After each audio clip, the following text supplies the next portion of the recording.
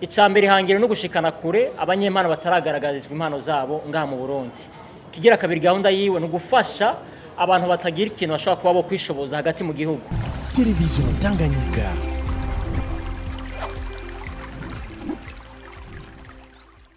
Twitwa Itangishaka Juliana nkuko mwamazwa muvyumva.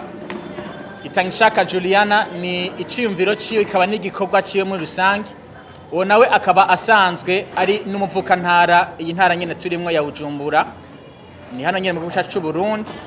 Ariko asanzwe kano kanya tuko turavuga aba muri leta zunze ubumwe za Amerika. Hanyuma nkuko navuze asanzwe avuka hano nyene mu gihe kitari gito rero amaze ari muri leta zunze ubumwe za Amerika. Mu gihe kitari gito yaramaze atari hano mu Burundi, yahisemwo nk'abandi nkuko basanzwe babikora, yahisemwo kugira iciyumviro cyuko yogira icyaterereye nawe hano mu gihugu ciwe c'amavuko, igihugu ciza c'u Burundi.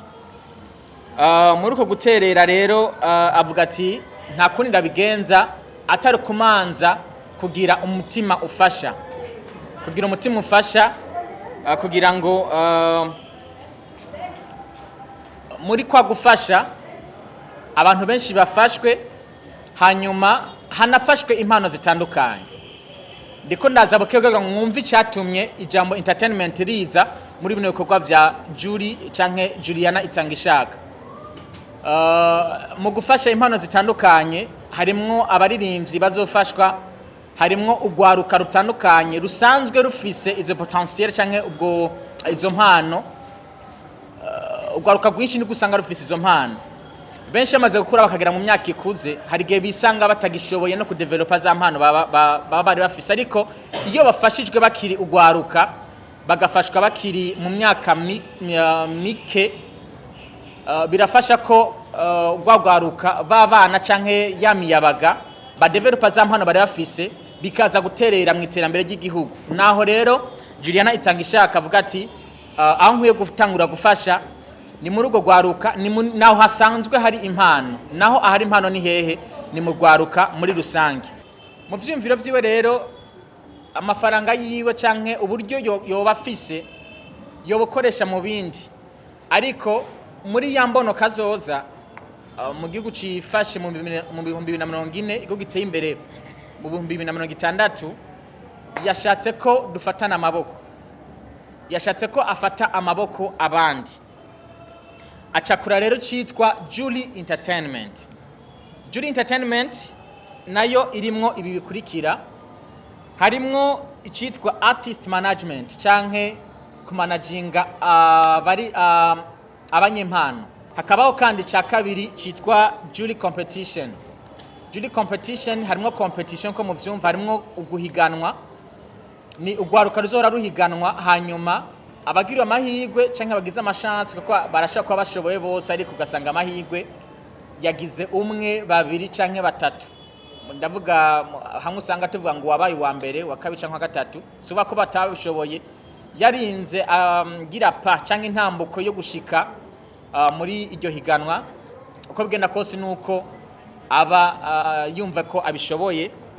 Ni competition rero zizohora ziba mu citwa Juli Competition muri Juli Entertainment. Rizoza ari higanwa ku baririmbyi. Ndavuga abarinzi kubera ko nico gisata cyambere kizotanga gukorerwako, nubwo harimo n'ibindi bisata bizohora bikoregwamwo atabaririmbyi gusa. Amaza kuvyumva hepfo gata yuko nk'igisata c'abaririmbyi cyo kigiye kuba gitangurirwako ubu vuba. Harimo kandi icitwa Juli Event. Juli Event ni Juli Entertainment izohora itegura imyanya canke ibihe byo kuryoherwa kumwe n'abartiste batandukanye.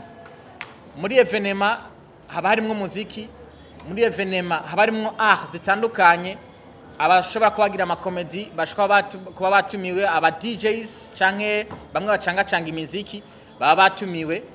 Ni ivyo mutuzosanga muri Juli Entertainment. Hazobaho gutegura ibirori bihuza abartiste batandukanye, bakaza tukaryoherwa,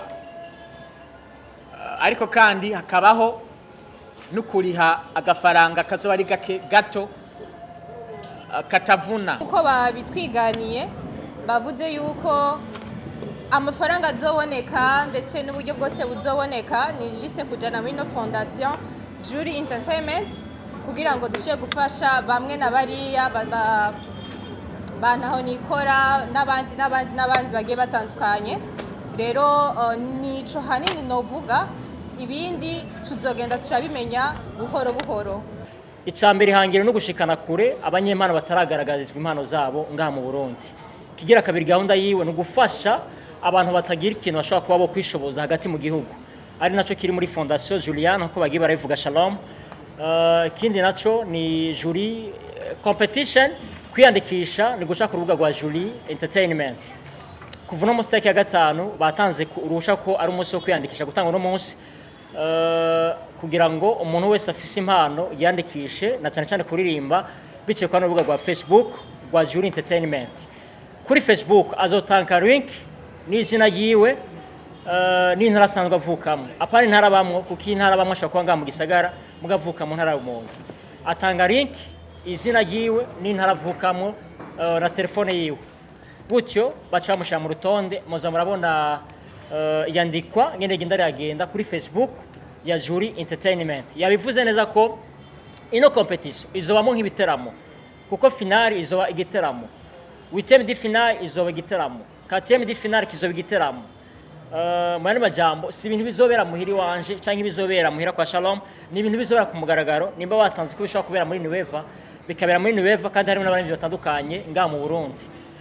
Mwana majambo amafaranga azokwinjira yakoze mu kwinjira ku muryango nkuko iteko ryavuye kwa Juli Entertainment azofasha abantu bari hagati mu gihugu baje batagira ikintu bashobora kuba bo kwishoboza bivuye muri Fondation Juliana. Juli Entertainment izofata abaririmbyi aga kuri batatu, ige kuba yakira abaririmbyi aga kuri batatu, muzomenyeshwa vuba.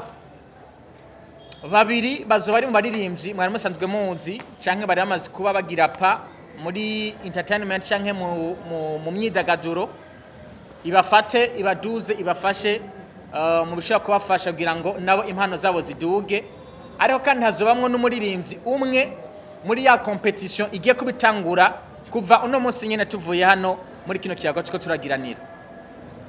Nuko baza abaririmbyi batatu, babiri mu bari bamaze kuba batangura, habo kandi n'umuririmbyi umwe azavuye muri ya competition igiye kuba itangura. Ubwo ni kuvuga ngo igisata ca Juli competition kigiye kuba gitangura buno nyene.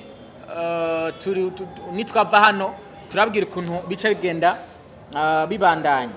Aho ni kuri kimwe cyambere navuga ca artist management, ariko kandi iriho ica kabiri ca Juli competition kandi gifatanya ko mwavyumvise yuko harimo n'umuririmbyi azoca ava muri competition yabaye wa mbere asanga babiri baza bamaze kuba bafatwa na Juli Entertainment kugira ngo baje gufashwa kugira ngo kibe gitigiri cy'abaririmbyi bagera kuri batatu nkuko namaze ko ndabivuga. Juli competition rero igiye kuba itangura, izoba ari competition y'abaririmbyi nkuko namaze ndabivuga, ariko izohora ibera kuri Facebook. Kano kanya nyene ndiko ndavuga ushaka gutembera urubuga rwa Juli Entertainment kwa Facebook, ni naho hazoca competition. Ugiye kuri page ya Facebook kuri rubuga rwa Facebook kandika Juli Entertainment, ucubona ugo rubuga, hanyuma ukandika message ikakigwa mu gihe uba wifuza gukompeta canke guhiganwa muri Juli competition.